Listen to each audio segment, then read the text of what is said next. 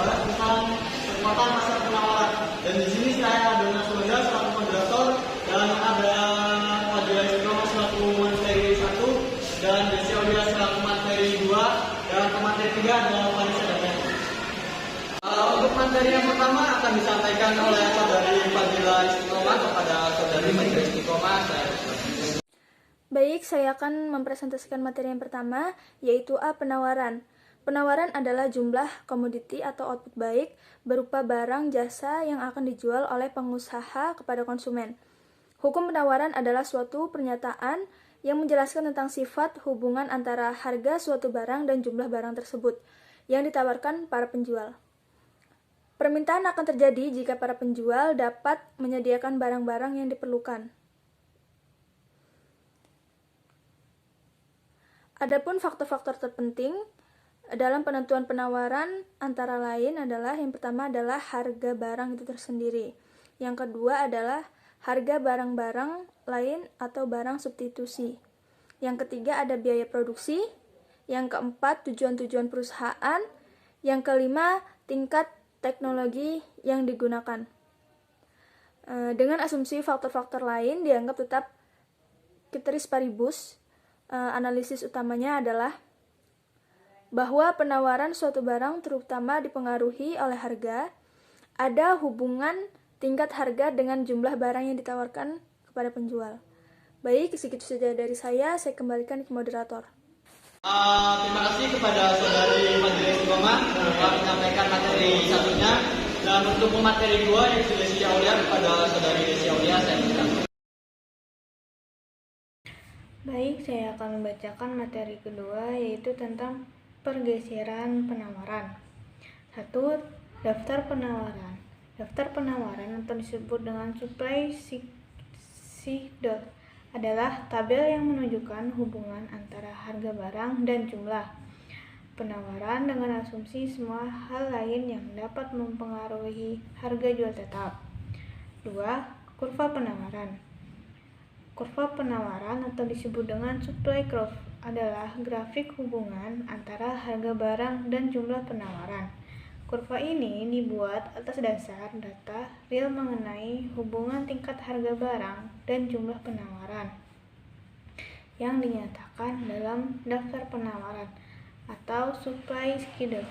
Kurva penawaran miring ke atas sebab dengan asumsi hal-hal lain. Harga yang lebih tinggi berarti lebih banyak barang yang ditawarkan.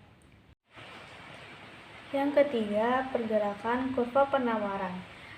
Pergerakan kurva penawaran atau disebut dengan movement along the supply curve disebabkan oleh yang pertama, perubahan harga barang atau jasa itu sendiri, ceteris paribus.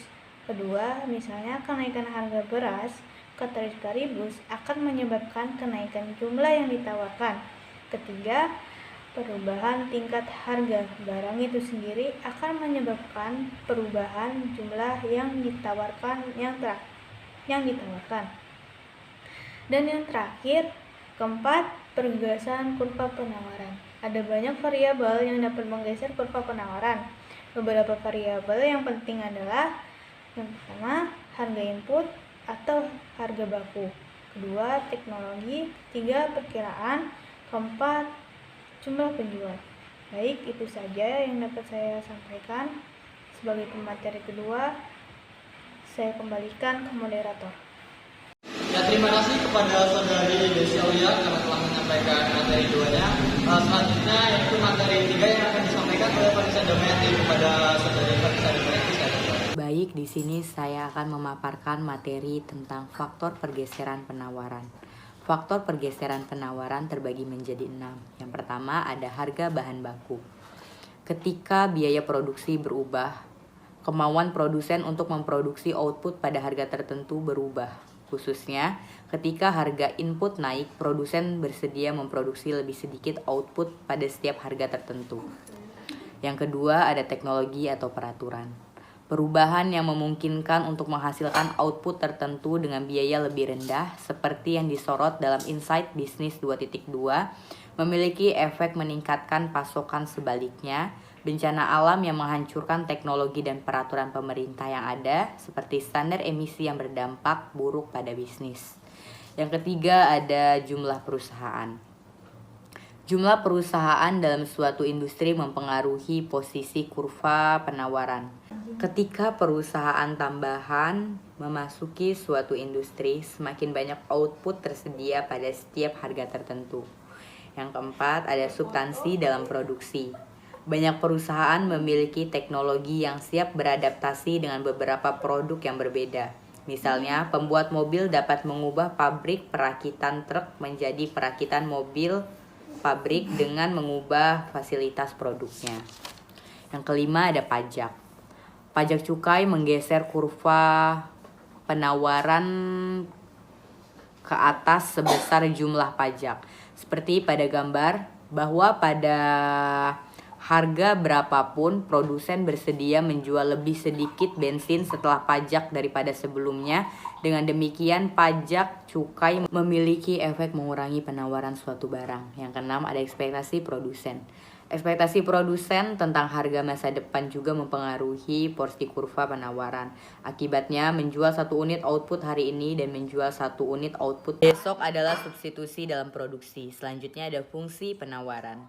Pada dasarnya, penawaran dalam ekonomi manajerial dapat didefinisikan sebagai kuantitas produk barang atau jasa yang ditawarkan untuk dijual di pasar, yang secara umum sangat tergantung pada sejumlah besar variabel.